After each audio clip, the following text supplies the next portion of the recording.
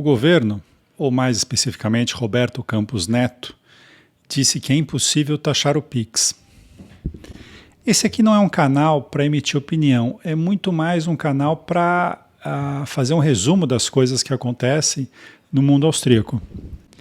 Mas, felizmente, o Roberto Campos Neto fez a pergunta e já fez a resposta, me poupando muito tempo. Sejam bem-vindos.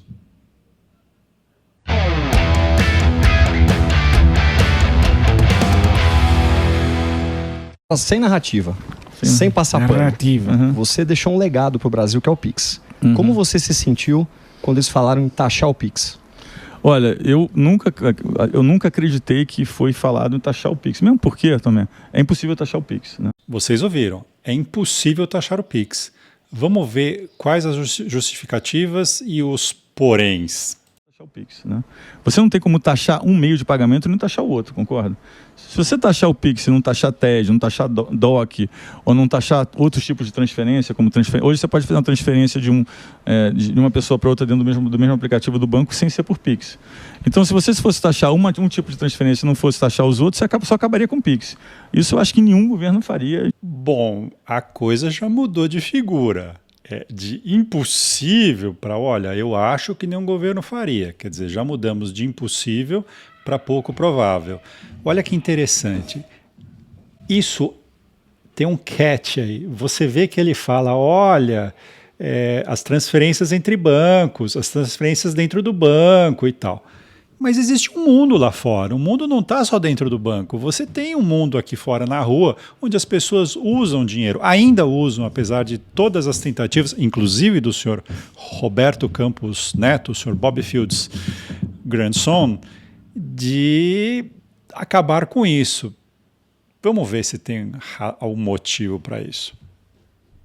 Tem vamos dizer assim, tem uma proposta que através do Pix eu possa talvez conseguir enxergar o quanto os trabalhadores informais estão ganhando. Talvez enxergando os trabalhadores informais eu posso cobrar, né, eu posso ter uma possibilidade de entender o tamanho da economia informal. Ui, que deslize, hein? Talvez conhecendo isso eu possa cobrar. Bom, entender um pouco melhor e tal, mas não é para cobrar, é só para entender e tal. Não é para cobrar, é só porque o governo é curioso, só por isso. É impossível taxar o Pix, porque o Pix é só uma forma de transferência, tem várias outras. Os caras querem o CPMF, lembra? Impostinho gostoso, impostinho, ó. Imposto sobre imposto. Então, eu ia chegar ali, Então, né, ele diz, eu ia chegar aí. É impossível taxar o Pix, porque o Pix é só uma forma de transferência, tem várias outras. Os caras querem o CPMF, lembra? Impostinho gostoso, impostinho, ó. Imposto sobre imposto. Então, eu ia chegar ali. Então, aí você taxa o Pix, taxa TED, taxa DOC, taxa qualquer transferência. Não dá ideia, não, pô. O CPMF eu sempre defendi, lembrando que o governo anterior, o ministro às vezes defendeu, né, o CPMF, né, o ministro Paulo Guedes. Peraí, o negócio era impossível... Depois ele achava que, o pessoal tem falado por aí, até poderia, mas aí teria que taxar tudo. E depois ele está falando que não, que isso daí foi proposto pelo Paulo Guedes. Quer dizer, ou o Paulo Guedes não sabe que é impossível, o que eu acho pouco provável, ou essa história não está muito bem contada. Esse era um ponto que a gente tinha um pouco de divergência. Eu não gosto do CPMF, acho um imposto muito ruim, porque ele é um imposto que ele passa por toda a cadeia. Então ele premia um processo produtivo que tem poucos elos na cadeia, que é o processo produtivo que tem menos valor adicionado. Então você pune o valor adicionado, você distorce a decisão econômica, você distorce às vezes a decisão de poupança. Então eu acho um imposto distorsivo e ruim. Na minha opinião, o CPMF é um imposto, na minha opinião, é um imposto ruim. Então eu também seria contra o CPMF, independente do governo.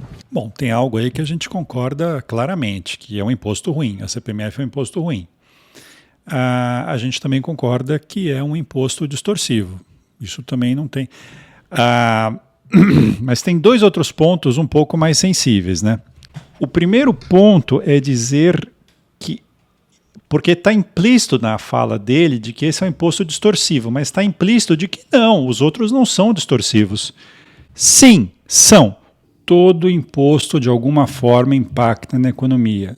Todo imposto impacta na escolha dos indivíduos, impacta no nível de poupança, impacta em quanto as pessoas gastam, impacta nas escolhas temporais. Todo imposto, não tem exceção.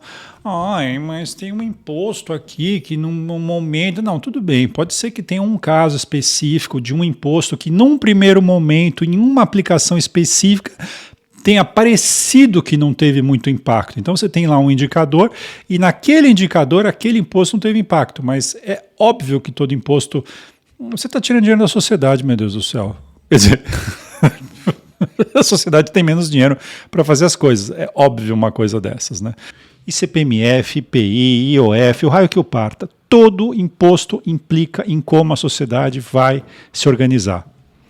Ah, mas eu acho que eu sei organizar melhor que... Bom, tudo bem, aí já é uma outra conversa. Você pode achar que não, que você sabe se organizar melhor que a sociedade. Não é o tema desse vídeo. Então, tudo bem, deixa para lá. Mas o meu ponto é, todo imposto tem um impacto, todo imposto cria distorções, todo imposto é distorsivo. Tá? Você pode dizer que um é mais distorsivo, outro é menos distorsivo. Eu não sei se eu concordo muito, eu acho que tem impostos que a distorção é mais visível, é mais imediata, e outros impostos nem tanto. Por quê? Porque de uma forma ou de outra a sociedade vai aprendendo a lidar com os impostos. Agora, tem uma outra coisa importante nesse vídeo, interessante, que ele fala, olha, eu fiz isso, mas eu sou legal, né? Eu criei eu criei o Pix, mas eu sou bacana. Eu sei que pode ser, no fundo, ele sabe que pode ser taxado o Pix. Ele sabe disso, mas ele diz que ele não vai taxar porque ele é legal. Mas e o outro governo que talvez não seja tão legal? Ou mesmo esse governo que ele fez parte? E se esse governo deixar de ser legal de repente, ou precisar ter uma graninha aí para algum imprevisto, né? Obrigado por ter assistido até aqui e no final do dia eu ainda prefiro muito mais o Roberto Campos Neto do que o Galípolo, com certeza, apesar desses pequenos deslizes. Um abraço, a gente se vê.